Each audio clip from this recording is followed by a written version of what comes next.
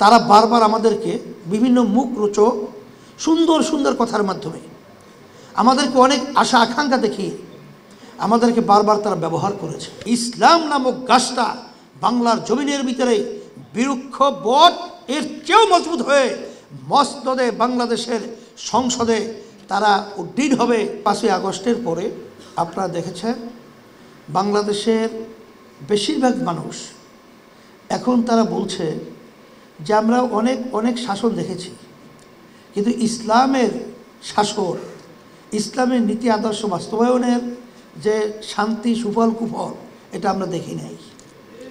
এখন বেশিরভাগ মানুষই চায় যে তারা ইসলামের পক্ষে একটা অবস্থান তৈরি হোক এবং সে অনুযায়ী দেশ চলুক।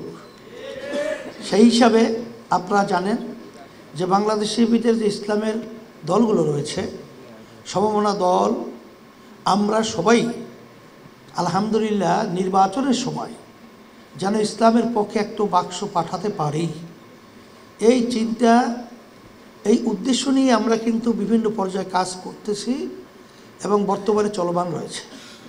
আলহামদুলিল্লাহ দোয়া করতে থাকেন, আল্লাহ যেন কবুল করে। আশা তো করি আল্লাহর রহমতে ভালো একটা ফল আল্লাহ আমাদেরকে দান করবেন। এর কারণও তো আছে। এর কারণ হলো আল্লাহ রাব্বুল আলামিন বলছেন, ওয়ালা তাহিনু ওয়ালা তাহজানু ওয়া আনতুমুল আ'লাউনা ইন কুনতুম মুমিনিন। তোমাদের চিন্তা ভয় নেই, তোমরা বিজয় হবে যদি মুমিনের চরিত্র অর্জন করতে পারো। আজকে আমি বলছিলাম ইসলামী আন্দোলন বাংলাদেশ আমাদের লক্ষ্য উদ্দেশ্যটা আমরা জানি, তারপরেও বলছি 1987 সালে এই দলটা প্রতিষ্ঠিত হয়েছে, কিন্তু অদ্যাবধি পর্যন্ত আমাদের দলীয় মার্কায় কোনো এমপি এখন পর্যন্ত সংসদে যায় নাই। এ না যাওয়ার পিছনে কারণটা কি? আমাদের সাংগঠনিক দুর্বলতা, না আমাদের লোকবল নাই, না আমাদের সমর্থন নেই, তা না।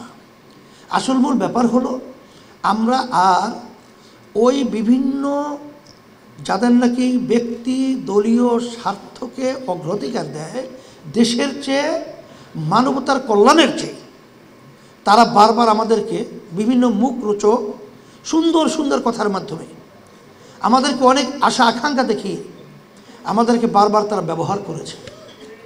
আমাদেরকে সিঁড়ি বানিয়ে ওরা ক্ষমতার মসনদে উঠে, আসলে বাস্তবতা আমরা দেখেছি তামাম দুনিয়ার মধ্যে একবার দুইবার নয়, তারা এই সুন্দর দেশটাকে 5 বার দুর্নীতিতে চ্যাম্পিয়ন, চোরের দিক থেকে ফাঁস বানিয়েছে। কত মায়ের কোল খালি হয়ে গেছে। আমি সেদিনও সরোয়ার্দী উদ্যানে বলেছিলাম যে বাংলাদেশের জনগণ এখন মায়ের কোল আর খালি হোক এটা আর দেখতে চায় না। এখন পরিবর্তন হতে হবে। আমরা কষ্ট করে টাকা উপার্জন করব, আর সেই টাকা ভ্যাট ট্যাক্সের মাধ্যমে সরকারি ফান্ড জমা হবে, আর তারা ক্ষমতার চেয়ারে বসে আমাদের কষ্ট অর্জিত সম্পদ, আমাদের কষ্ট অর্জিত টাকা তারা বিদেশে পাচার করবে, বেগম তারা তৈরি করবে। এটা বাংলাদেশের মানুষ এখন আর দেখতে চায় না, এর পরিবর্তন করতে চায়। আজকে দলীয়করণের মাধ্যমে আজকে আপনারা দেখেছেন যে বৈষম্য বিরোধী দলীয়করণ এমনভাবে সর্বত্র চাপিয়ে দেওয়া হয়, সেখানে যোগ্যতা থাক বা না থাক, মেধাবী যোগ্যতা সম্পন্ন ছেলেগুলো আজকে রাস্তায় রাস্তায় বেকার ঘুরছে, কিন্তু তাদের দলীয়করণের কারণে অযোগ্য লোকগুলো সর্বত্র তারা বসিয়ে দেশটাকে একটা অসুন্দর দেশে পরিণত করেছে। এর পরিবর্তন আমাদের কি করতে হবে? সেই হিসাবে আপনারা জানেন যে ইসলামী আন্দোলন বাংলাদেশ আমরা চাই যে আমরা যেন আরও ওই স্বার্থন্বেষী মহলদের আর আমরা সিঁড়ি হিসাবে পরগাছা না হই। ইসলাম নামক গাছটা বাংলার জমিনের ভিতরে বৃক্ষ বট এর চেয়েও মজবুত হয়ে মসনদে বাংলাদেশের সংসদে তারা উড্ডীন হবে এবং সুন্দরভাবে এই দেশ এবং মানুষ সুন্দর বসবাস করার পরিবেশ তৈরি করবে।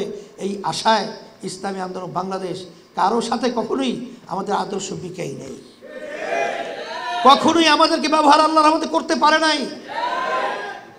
সেই হিসাবে এখানে আমাদের কোনো ব্যক্তি স্বার্থ নেই, এখানে কোনো এমপি মন্ত্রিত্ব, কোনো সম্পদ সম্মানের স্বার্থ আল্লাহর রহমতে ইসলামী আন্দোলন বাংলাদেশের আল্লাহ কিন্তু ফজলুল রহমতুল্লাহি আলাইহি তারও ছিল না, আমাদেরও নাই।